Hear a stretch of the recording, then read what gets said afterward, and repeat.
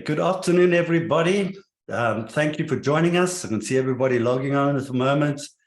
Welcome to our regular Thursday investment webinar brought to you by Real Estate Investor. So today's REI investment webinar is hosted in conjunction with My Student House, and they are leaders in student accommodation, investment management, and training. So for those of you that don't know me, my name is Neale Petersen. I'm the founder and content-in-chief of Real Estate Investor, and we South Africa's leading independent digital real estate content and education platform.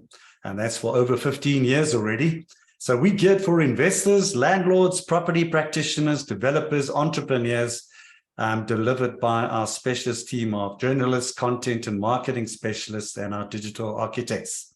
And at REI, we are certainly passionate about serving the South African real estate community through our content platform, rei.co.za, our monthly digital interactive magazine, Real Estate Investor, our webinars and masterclasses and live and virtual events, plus our metaverse as a service offering that puts your business into the metaverse. So I'm really delighted to be your host and moderator for today's webinar.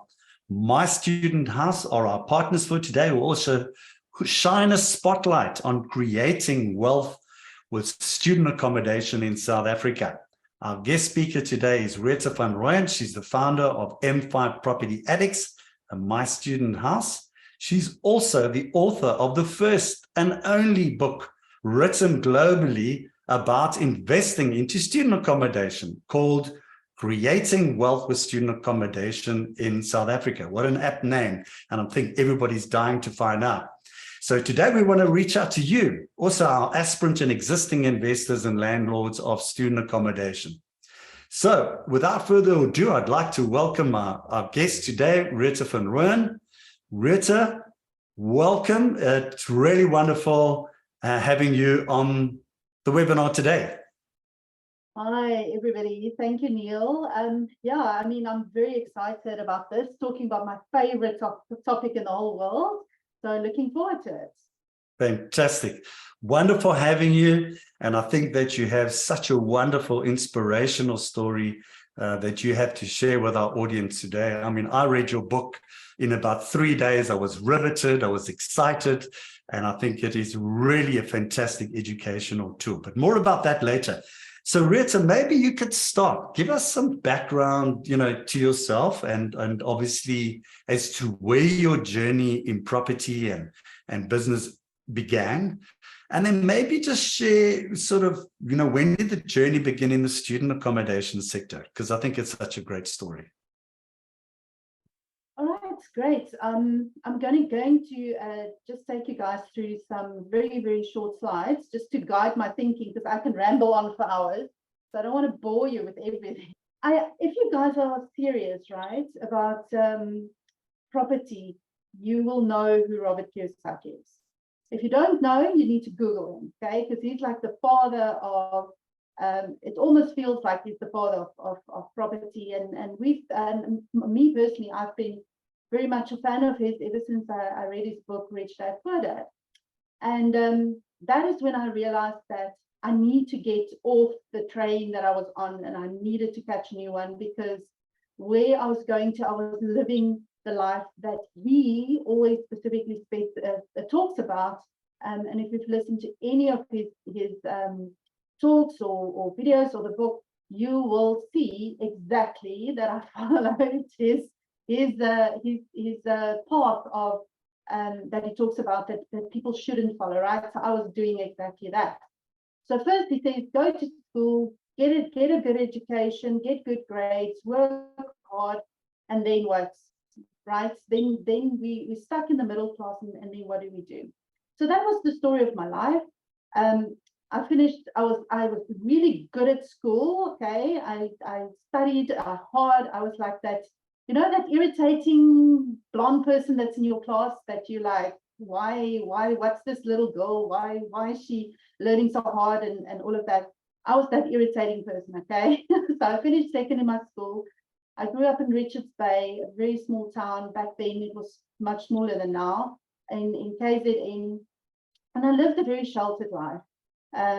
I didn't know anything about money. I didn't know my parents would never talk about money. I didn't know what is good debt, what is bad debt, or anything like that. And my favorite thing, the only thing I did was go to the beach every day, right? Because that's what we do when we live close to the coast. And then I started, and I went into university. I didn't know what I wanted to do. And my dad said, well, why don't you do engineering? So I said, yeah, okay, I don't know what else to do, so let's just do it. So I did a chemical engineering degree.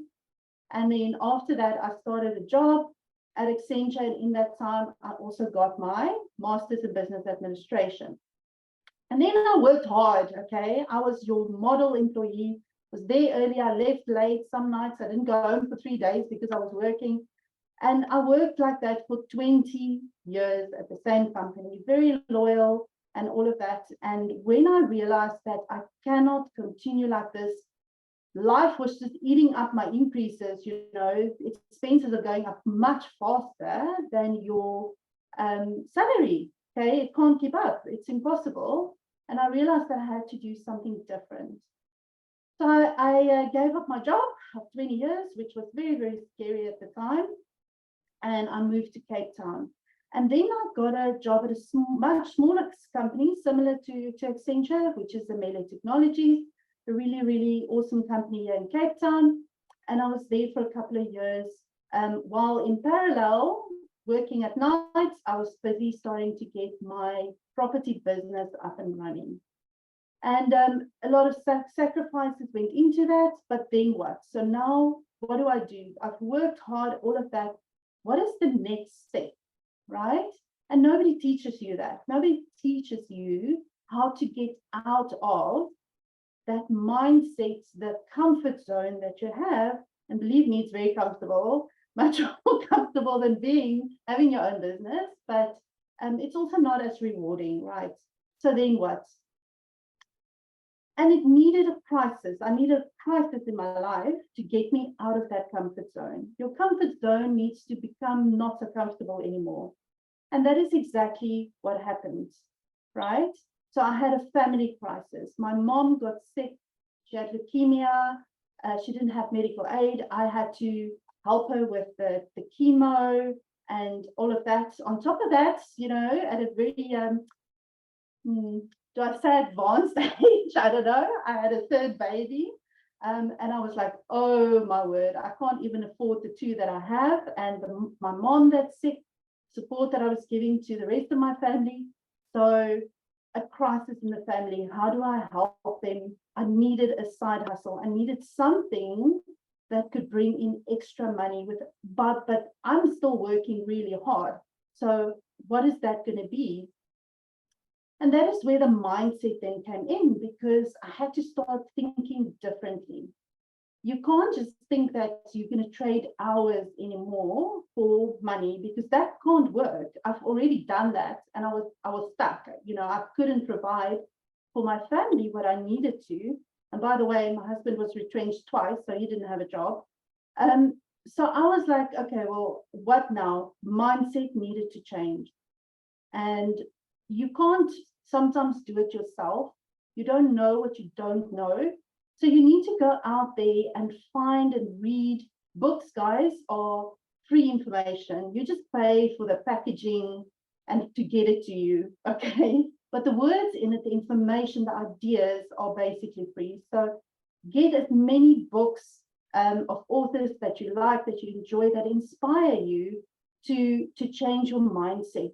And learn all of the gaps that you might have in how do you start a business, how do you grow a business, how do you create a side hustle that's maybe passive, or maybe you have some time that you can spend on that. But the mindset is the next big thing that you need to do. And then, of course, yeah, there was the failure part, right? So very eagerly, after I had my mindset was changed now, okay? So I was like, flip, I'm going to do this now. So immediately I jumped into 3 small business ventures, and that's all in the book, so I won't give it all away. And guess what? I couldn't even make cockroaches have babies. And I thought that was the easiest thing in the world, but no. So eventually I had to give all of that up. And then the property bug bit me, and I found a training course, and I got myself a coach, and I started in property, and I've never looked back after that. Right. So now getting into property, but what happened in terms of that, and how did I end up in student accommodation in the long run? So first of all, creating the foundation, property found me. Okay, I ended up buying properties not because I wanted to, but out of self-defense, so that my mom could have a place to stay. I had a good job, remember, so I could afford, I could get loans and that, so that helped me really quite a lot. But I created the foundation by doing something that was out of the norm. I didn't even know what is an OTP. How do I go about looking for property? What do I ask for? And all of that had to be created. You have to create the foundation of where you want to go to. And that is where the learning comes in, and the practical experience. Because no matter how much you sit in the classroom, the learning is only valuable once you execute it, and the experience that comes with that. In year one of being trying to do my own thing, in property this time, not in the other smaller things, doing is the most important thing. Every day, just do something, one small thing. Even if you take your lunch break for 15 minutes while you're eating, you're busy surfing the internet looking for opportunities, but just do something. And then relationships is very, very important. Connect and join networks, join every network that you possibly can, and make connections, talk to people. They might have something you need, you might have something they need, and very, very quickly you can get that relationships, and that's what really pulls you through into the next level. And then after year one, somehow, I would not necessarily recommend this for everybody, but I ended up with 11 properties. I learned some really, really, really hard lessons, and I do talk about all of that in the book as well. And yeah, for some of them, I'm just now getting to the end of that learning phase of the stupid things I did in year one. So get the support, and that again is where your relationships are very, very important. And then finally, okay, cutting the apron strings, leaving the job and doing my own thing. It came very, very late. 5 years into my journey only did I end up making the jump. Very, very scary process. And I was clinging to that last little minute of not leaving my job. But it was time, it had to happen. My side hustle was taking up too much of my time, and I couldn't give enough attention anymore to the people where I worked, and it was time for me to leave. So there's my corporate job in Guesswing 2020, and together with all the other things that happened in all the drama and everything that we had in COVID and all of the stress and stuff that goes with that. Yeah, I also left my job at that same time. So the whole story on how that came about, and how I managed to then pull through on the student side, all of that is actually also in the book. That is sort of my story. And then from there, I created a company at the end of 2019. I went into, I accidentally found a property, and I stumbled onto student accommodation as a strategy. Accidentally, I was planning something else, and I started doing student accommodation. It was very, very, very scary and stressful. You know, because you hear things about student accommodation like student they mess up your place, right? There's so many expenses that goes with that. The students, the universities don't pay, the students don't pay. So you hear all of these things, but I had to do the student accommodation in that property, or else it was going to be a huge, huge loss.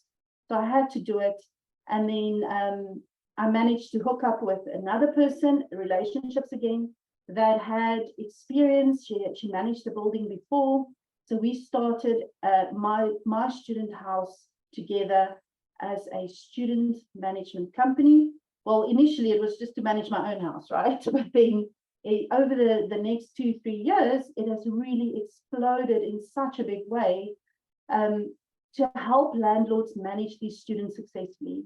They are difficult to manage. It does come with a lot of drama, but if you have a formula that we apply that can manage and minimize the impact of all of these things that happens, and I talk about exactly step by step that I then went and I documented it basically in the book, Creating Wealth. So it's about finding a property. How do you find it? What do you look for? Where should it be? What are students looking for? Where do you find students? Where do you market? How do you market? What's the messaging that you need to give them? How do you manage them? What's the rules, the house rules, the lease agreements, the contracts? Can I kick them out? Can I not when they pay? When they don't pay? Every single thing that I could possibly think of, it was sort of just documenting all of that in the book and then obviously my story that how 2020 ended up for me, but that is what the whole book is all about. Neale, I want to pause here and just see if there's anything else. Otherwise, I can jump into what.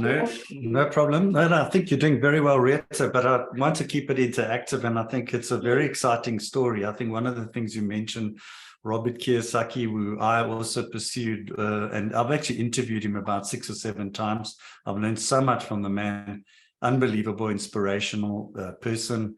But an interesting thing, he invests in real estate for debt, and not sort of and to write off his taxes. That's the main thing, and says it's the #1 reason if you want to write off tax, and you can do it here in South Africa as well. Becomes a good sort of tax deterrent, and yes, he's built massive property portfolios. But just getting back to the book, because you mentioned it, and I see there's a lot of questions. We did send the link. Yes, you can purchase the book. It's 350 Rand. Sorry you missed the Black Friday special. But let me tell you what, this is a riveting book. I was so excited. I read this book. It took me 3 days, and I finished it from cover to cover. And it's really about the highs and lows. And I encourage you. And I'm not here to punt a book, really. And this is not what we hear today. But certainly books can certainly help you. It gives you the whole spiel of student accommodation, the highs and lows, and most importantly, the educational benefits. But my question to you, Rita, is as follows. What inspired you to write a book? Because we know that authors don't make a lot of money from books. You're not going to become a multi-millionaire selling a book. I know that for a fact. I know that you're going to make your money through your investments in student accommodation. Fact. So maybe just tell us what was it that sort of drove you, that inspired you and said, listen, I've got, and it's not easy. I know, because we publish a monthly magazine. It's like giving birth every month, and literally, to write a book and to put everything together is really something. So maybe just share that with the audience.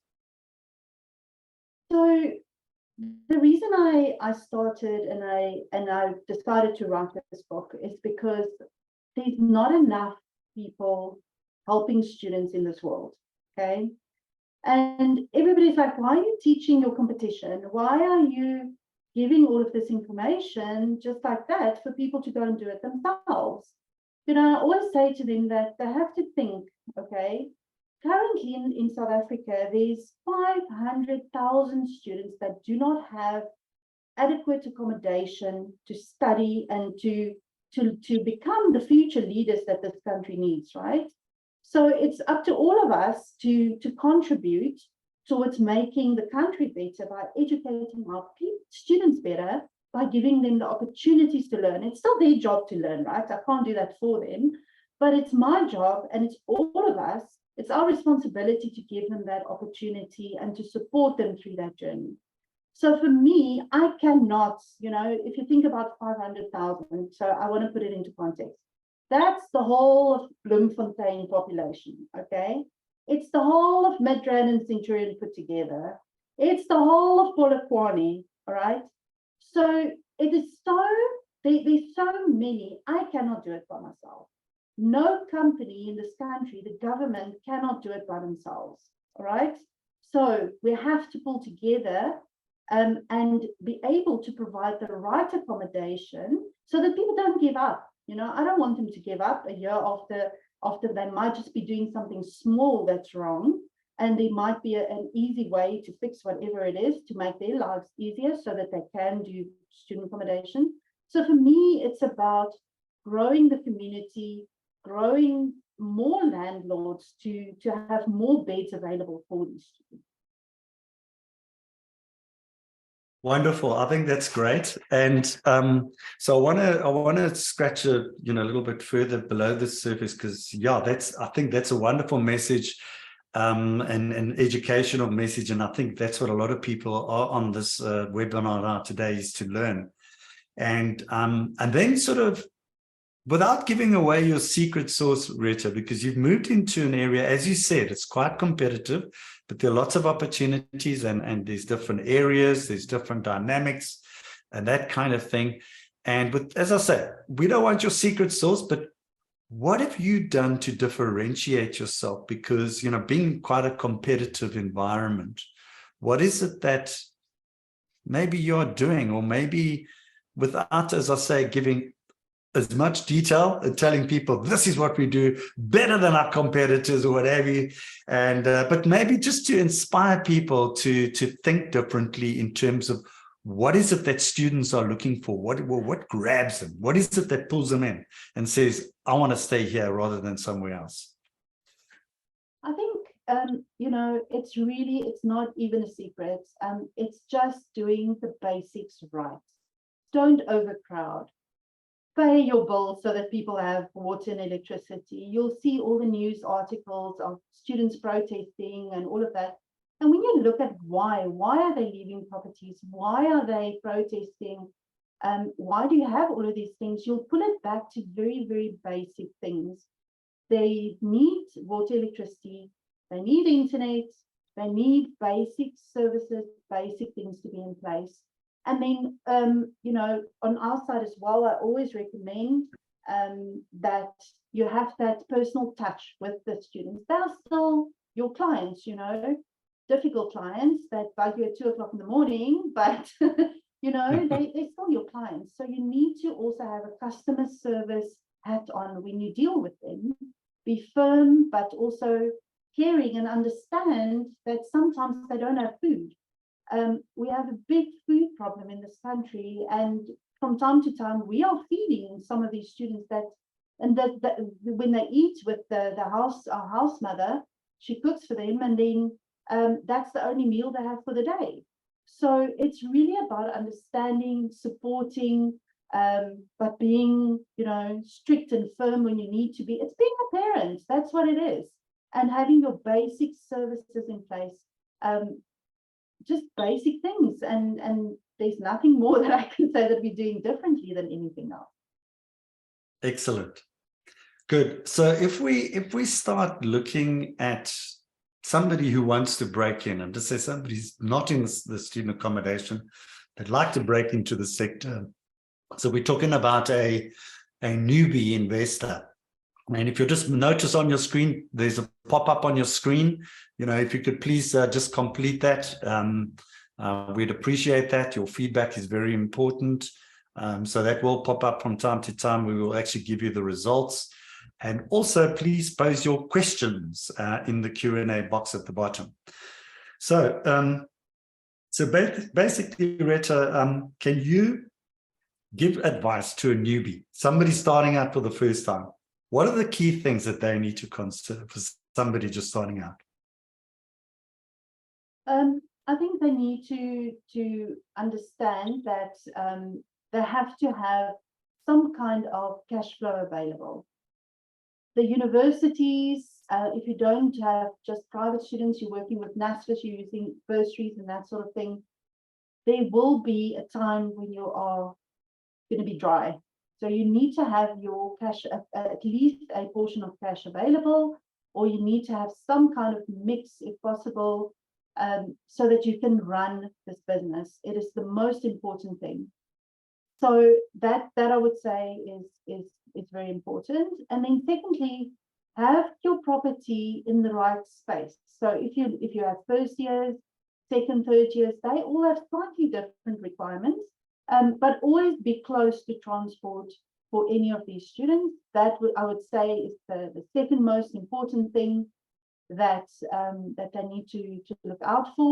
And number three, your funding. If you're buying a property through the bank, or you're buying something that might be already existing as student accommodation, you need to know that it's not as simple as buying a normal residential property that takes a week or 2 weeks and your finance is sorted. It's a lot more complicated. There's 1,010,000 more documents that you need to submit because now you're going into the commercial space. So make sure that you start early looking for a property, getting your funding in place and making sure that your money is in order. So if you're looking for something and you're brand new and you want to start, April, you need to start looking for properties. By June, your OTPs must be signed. Otherwise, you're going to struggle to be in time for your intake, which is in February in the following year. And the reason there's such a long lead time is that you need to get your finance ready. You need to convert if you need to do anything. You need to paint and whatever else. You need to put furniture in the place. You need to market it, right? So all of those things takes a month or two to do.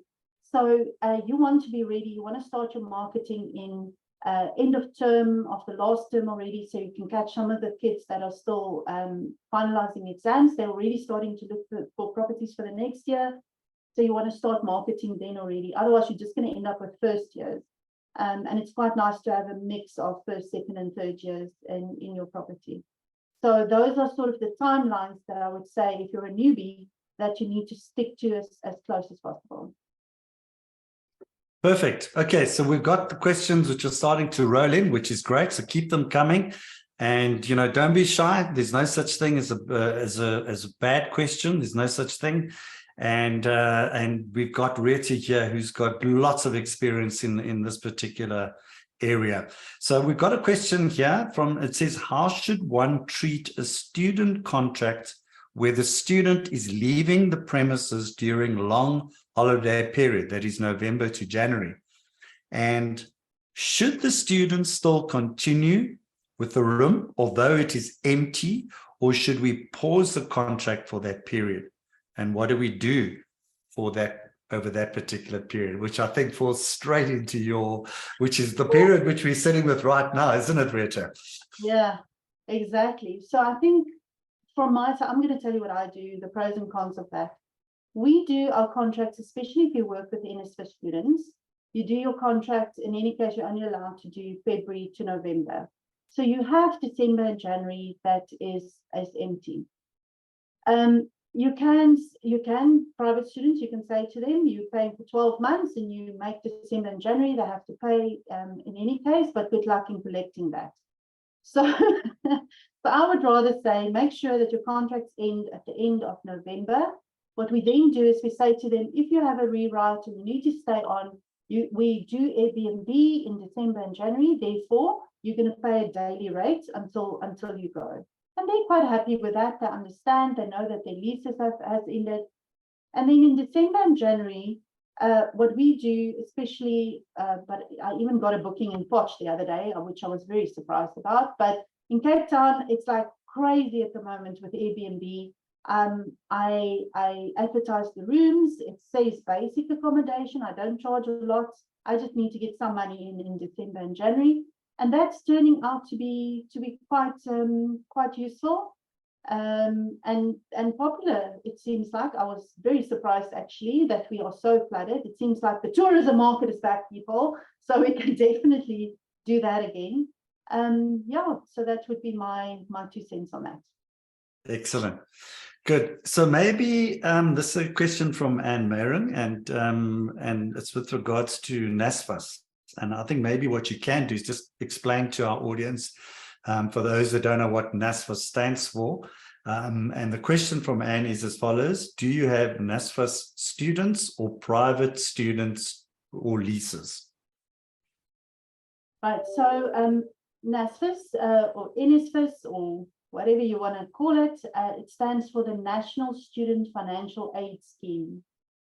So that is basically a bursary that students get that are from underprivileged homes. So there's quite a lot of criteria when they apply. Anyone can apply if your total household income is below a certain level, if you come from well, there's a certain distance requirement from the university that they need to adhere to, and so on. But everyone to get accommodation, but everyone qualifies for these bursaries.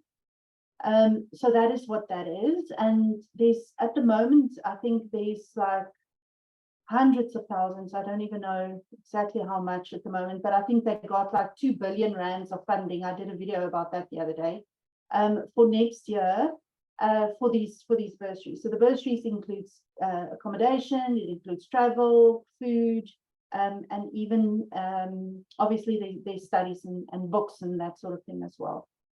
So NSFAS, I like it where I can. So in some cases, the university will tell you, no, you can only have if you're going to do NSFAS with us, you can only have NSFAS students. But in most places, I can do both. So, and I like to do both. And the reason for that is because the private students give me my cash flow that I need to cover my month-to-month expenses, right? You have to pay a bond, you have to pay water and electricity, and all of those sort of things. So I like to have private students, but they normally pay a little bit less than the NSFAS students, okay? Except if you're in the high-end accommodation and that, then it's different. But normal, affordable type of accommodation.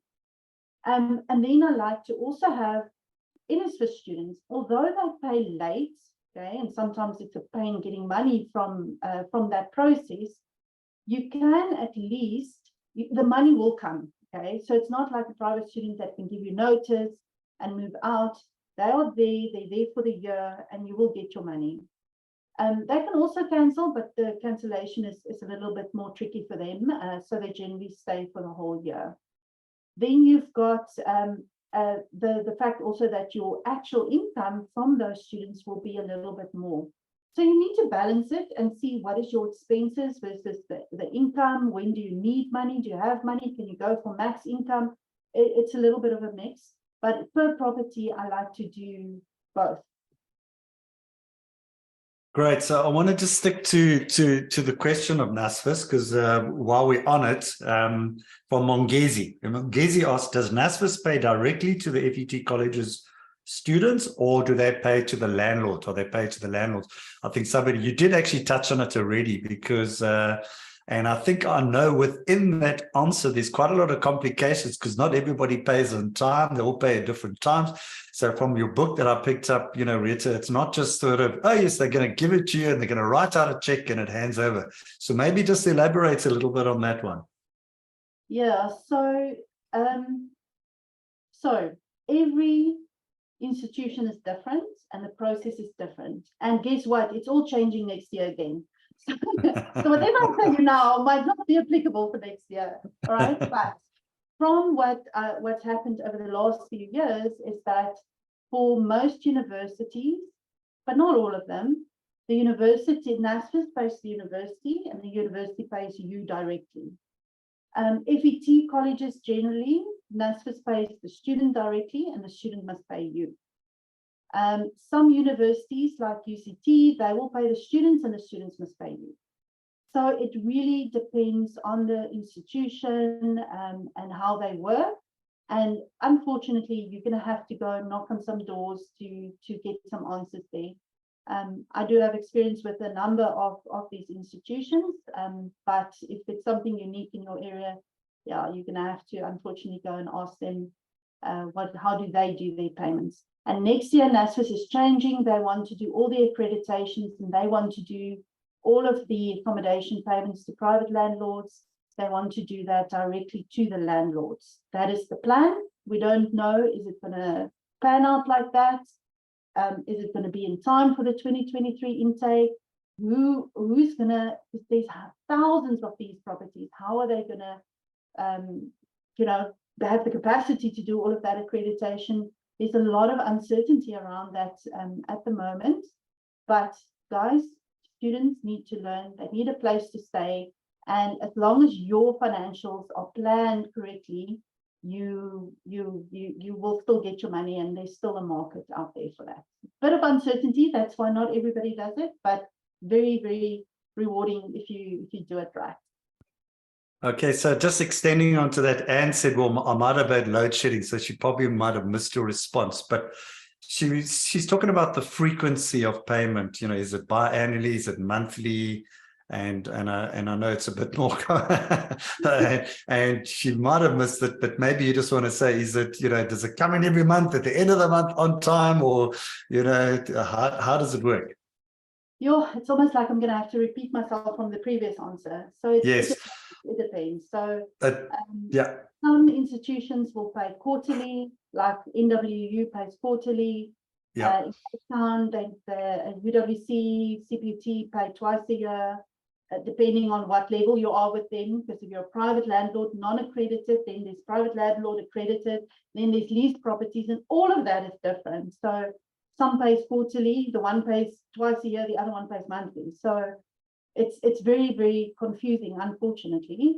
And that's why it's very, very important before you even buy that property to know how you're going to be paid, so that you can have, it's only twice a year, it's going to be very stressful to have that much money ready and to pay all of your utilities and all of those things.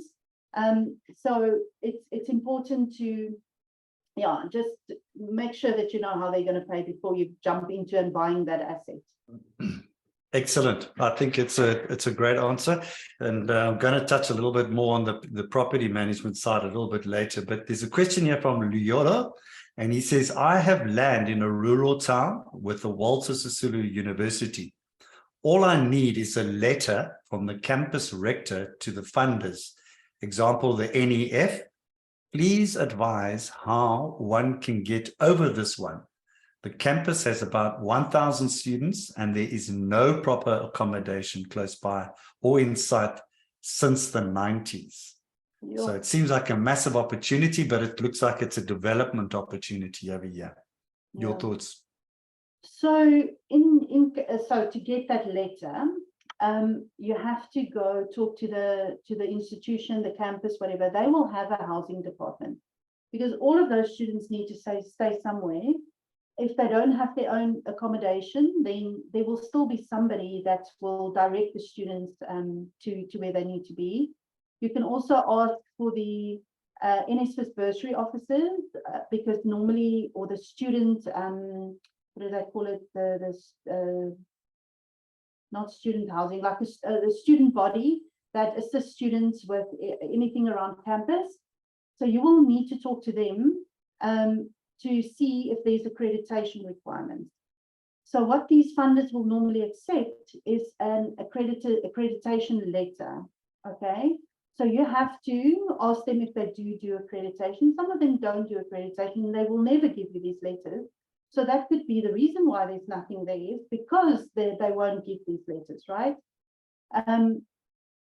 So you need to have that accreditation letter, and hopefully next year, if NSFAS does that accreditations, actually, we will have these letters that we can submit to the bank.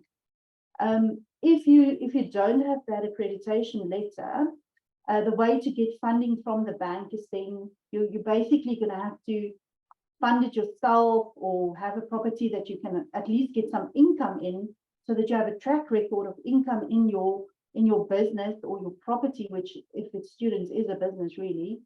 So you would need that track record of income, which you can then use to apply. Then they might still require accreditation and that letter, but at least then some of the banks will look at the income, and others will ask for the income plus the letter.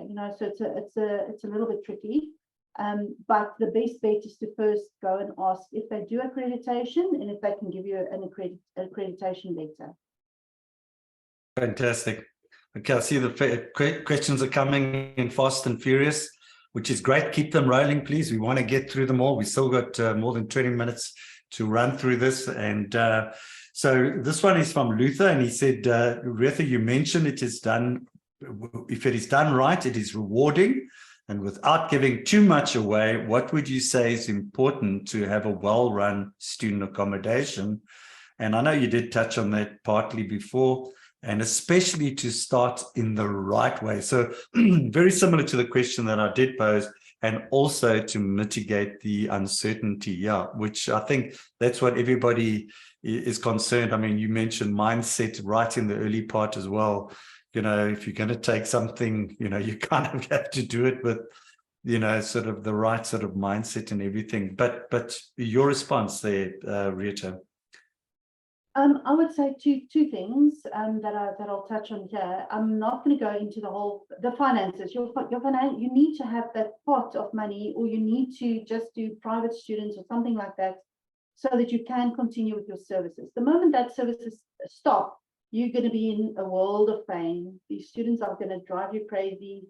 They're going to strike and break your property, and that's where the drama starts. So make sure that you have money for your services.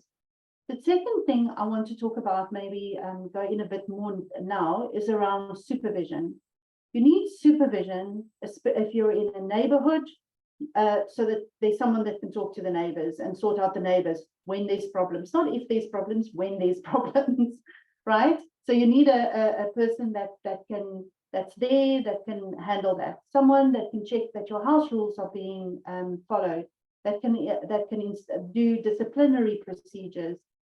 Your house rules and your supervision and your discipline process needs to be solid, to make sure that everything stays under control. If you have that, and you have your money, and you can pay for your services, the rest, in my view, it just follows. There's a lot more things that you need to do, but I think if those two core concepts are there, you know, it can be quite an easy, well, interesting, rewarding process.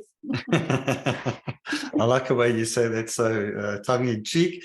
But so Rita, after reading that book, it seems like there's quite a few things you've got to go through. So Ivy says, where do you get the accreditation letter, and what is it used for?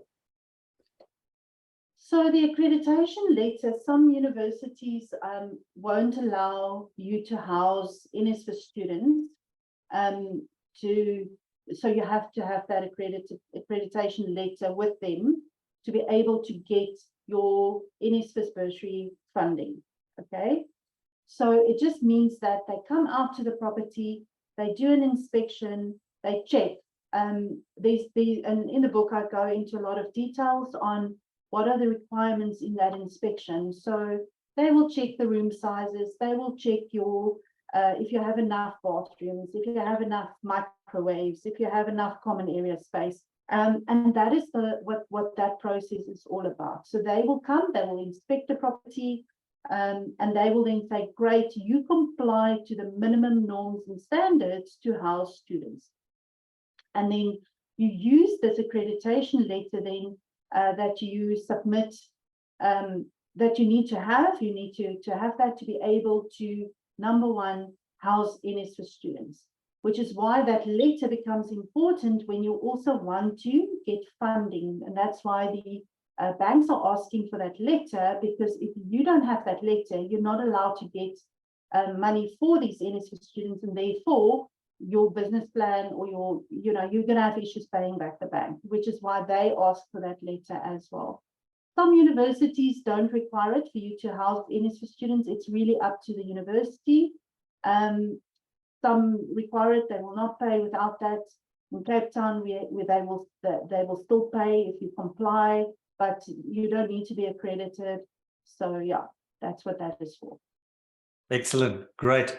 So I'm going to pose a question through to you, Rita, and I think it's related to student accommodation property management. And I think, you know, we know that in any real estate investment, you know, property management is where the hard yards are done.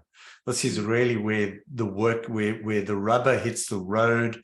and where the action really happens, and how you look after your asset.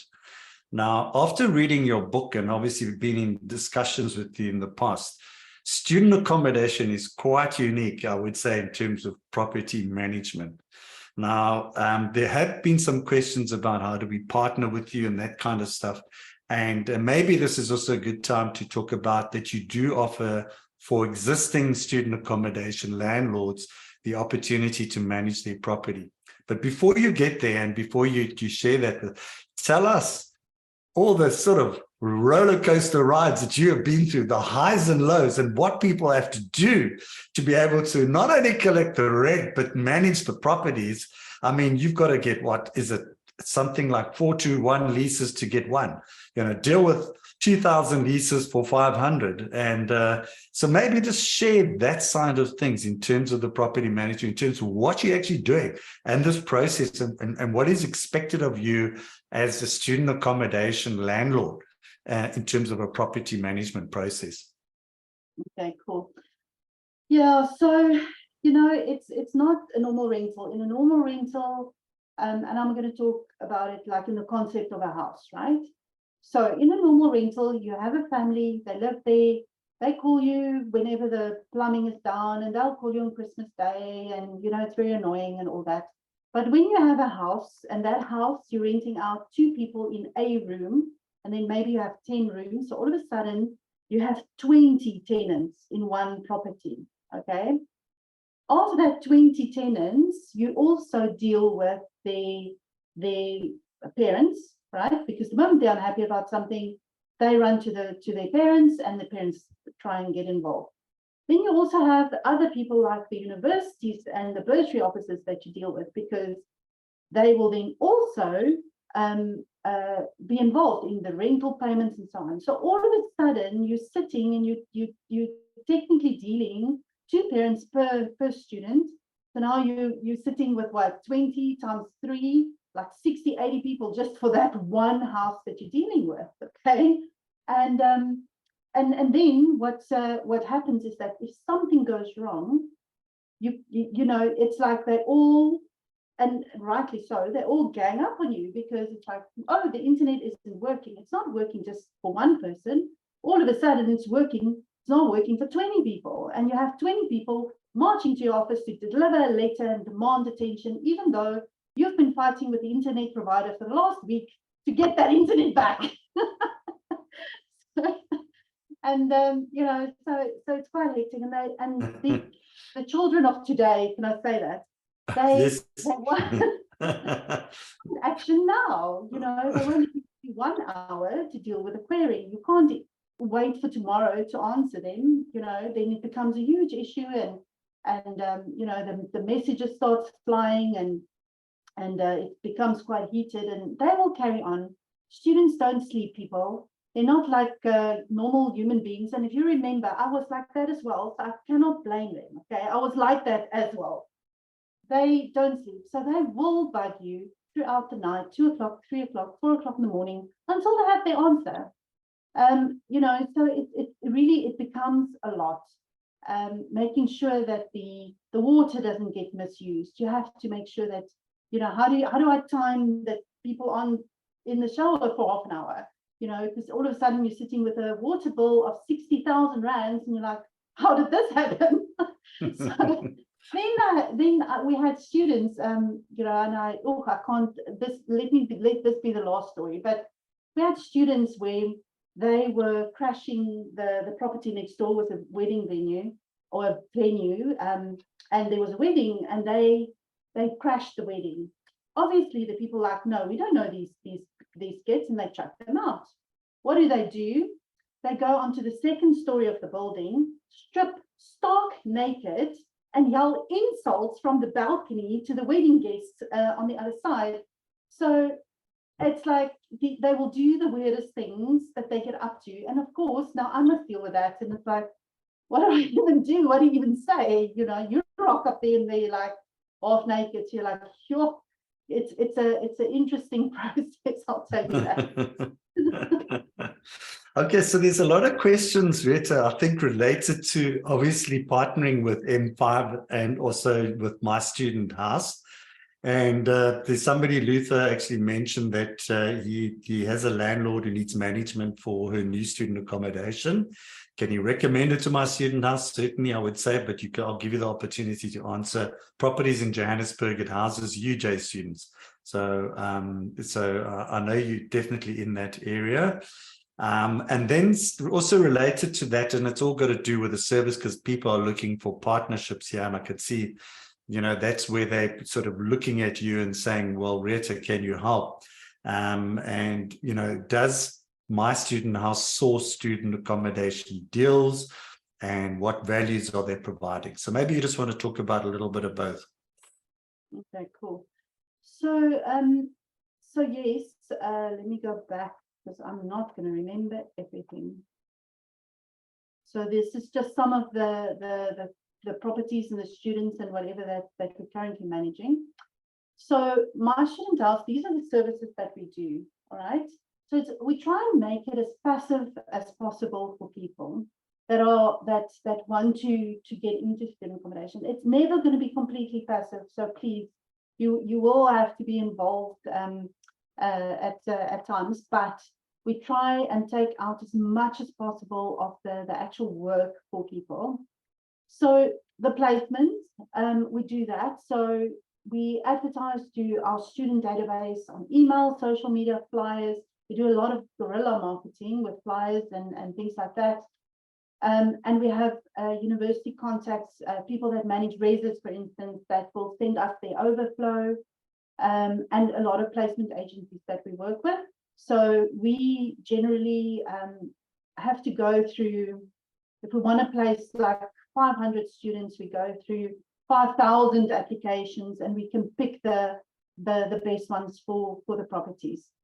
Obviously, rental collection, like you heard before, it's not as simple as just, we wait for the money and it gets paid. Some places, yes, but in a lot of places, it's a lot of following up. And if you follow me on social media, you'll see I'm regularly at the university camping there, and I'm waiting and I'm sitting and I'm like, I'm not going nowhere until I speak to the financial manager. They know us by now. House parents, so that's where the supervision comes in. They ensure adherence to the house rules, the relationship with the neighbor, discipline, and of course social life. In the beginning of the year, we like to do team building and a little braai that everybody's always looking forward to, just to get the house to bond, and become like a proper culture and a friendship, rather than fighting and being like strangers in a house. We do operations, so we have in-house, we do basic maintenance. So as part of, so what we can do for you is think break, okay? If there's 20 people living in a house, its stuff is gonna break. Not because they're overusing it, not because they are damaging it on purpose. It's just because it's a lot of people. Imagine a kettle boiling 40 times a day because 20 people are making coffee in the morning and the afternoon. That thing is going to break eventually. So operations, basic maintenance we include, to make sure that the students get the service, and we don't have to bug the landlord every 3 minutes about things that we need to fix. Gardening, so we have gardeners that's in our team that will do the gardening part.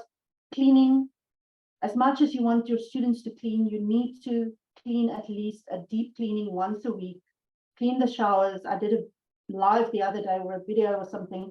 We're taking over a property for a landlord that she was doing herself, and the flies were crawling out of the dustbin.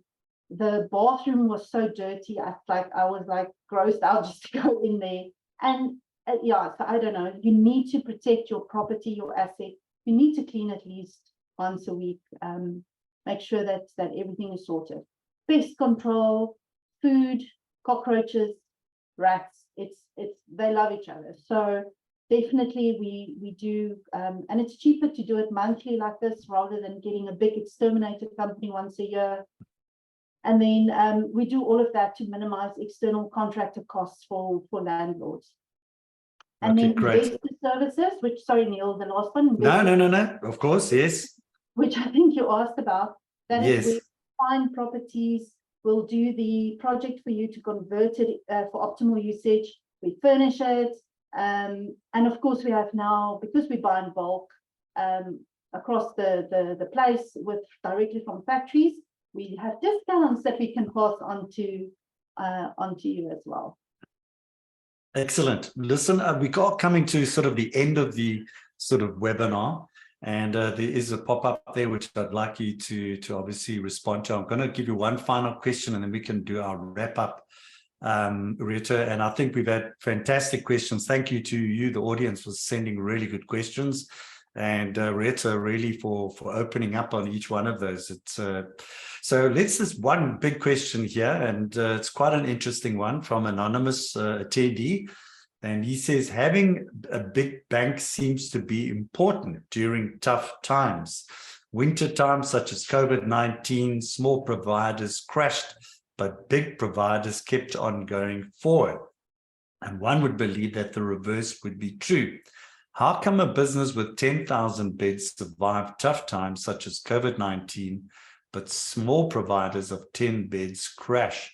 I think most of the big providers don't have enough cash to roll out for 10,000 beds. So how come they survive? Do they negotiate with their banks? What do they do with other expenses they can't negotiate? And maybe I'd just like to just add a comment on that one. I think there were very few people in property for 3 months that survived COVID-19. And in fact, COVID-19 was a very unusual event, black swan event. And I think it affected everybody. The people that were for 3 months, sometimes 6 months, they never got a cent in rent. But maybe your bigger comments pertaining to student accommodation about being a big operator versus a really small operator, as the anonymous gentleman has put, say, with just 10 beds. Your thoughts? I think that when you have a small property, you don't think of it as a business. And the big guys, it's a business for them, right? And good business practice is to have a 3 to 6 month kitty where to always be able to carry your business expenses, right? Whereas when you're a small provider, you also have a lot more in terms of overhead. They could just go and fire the res managers, right? And all of a sudden they have a lot less expenses. Whereas when you're a small operator, maybe you were doing that yourself, or all of that, those overheads you couldn't just get rid of like they could. They probably, I would say, had a bit of a buffer in terms of cash flow. And yes, they have the muscle and the numbers to negotiate with the bank, right? Whereas a small person don't have that. The bank doesn't care that 10 students are going to be out on the street. They do care if 10,000 students are going to be out on the street, which will hit the newspapers and will cause huge issues for them. So those big guys do have some of the benefits that the small guys don't have. But what's quite nice for me now is that because we are representing so many small landlords, we now have that negotiating power, maybe not with your bank, but with the university, to be able to get some treatment that they would only give big guys. Because we have 700, 1,000 students now, we're able to get accreditation from CPUT, whereas in the past they don't give accreditation, or they won't lease properties for less than 50 students. But we over that threshold, so we're able to use the economies of scale. Yeah, so that's, and 2020, by the way, I started at the end of 2020, I had nothing, but I still had money because I was still paid, because I had mostly bursary students. The bursary still honored their leases. But where people just have private students, they can cancel at any time. And that's where my lesson comes from: have a mix so that you're covered on the one and on the other side. Fantastic. I think great answer there. Thank you, Rita. And so, Rita, what I want to do is we're going to wrap up now. I just want you to give your final thoughts, maybe just your 1 minute, takeaway for everybody. and then we'll bid our farewells. I will tell everybody here, we will be in touch with you. For those that want to get in touch with Rita, we will connect you.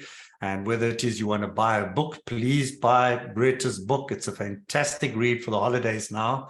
And if you are serious about getting into student accommodation, please, there's a link. I think we'll drop the link into the box again to purchase the book, 350 Rand. And it's a great read. And so your final thoughts there, Rita? Sometimes I think I scare people too much with the detail. Don't stress about the detail, okay? Just start. You will learn and you will pick up, and the basics that I've given you now is enough to get you started. And I really think also, if you just go through the book, all the information is in there. It's an investment, small investment, and you can start at least. So don't get bogged down in the detail and don't get scared. Everything can be managed, everything can be done. It's just a process that you have to go through, and just have patience with the Wonderful. Students, else, but yeah. And have patience with the students. And ask for help when you need it, please. I'm here. That's good. That's wonderful. And I think that's a great way to end, I think, because that's exactly what you are, certainly from a property management perspective, but you also run courses. I've got the book as well. So yeah, so unfortunately, that brings us to the conclusion of our final investment webinar for 2022. I think, Rita, we'll certainly do additional events like this going forward next year. So do look out for Rita in future on student accommodation. So Rita, just thank you for your valuable contribution today, and for My Student House for being our sponsors for today as well. And I encourage you all to reach out and engage with Rita. Buy her book. It is riveting, it's invigorating, it's educational, it's uplifting, and it's got many highs and lows. It's a roller coaster, and sometimes that's what it takes, but it's the emotion, the emotions of up and down. So, or sign up for one of her courses, use her property management services, or just engage directly with Rita, either to get advice, to manage your properties, or even co-invest with her. So to you, our audience, thank you for joining us today and your participation. We hope that you enjoyed it and you got value from this webinar. So thank you to Rita. Thank you all to My Student House. Thank you for joining us. Stay safe and successful investing, and especially investing in the best asset there is, and that is investing in yourself first. This is Neale Petersen of Real Estate Investors signing out. Goodbye, everybody.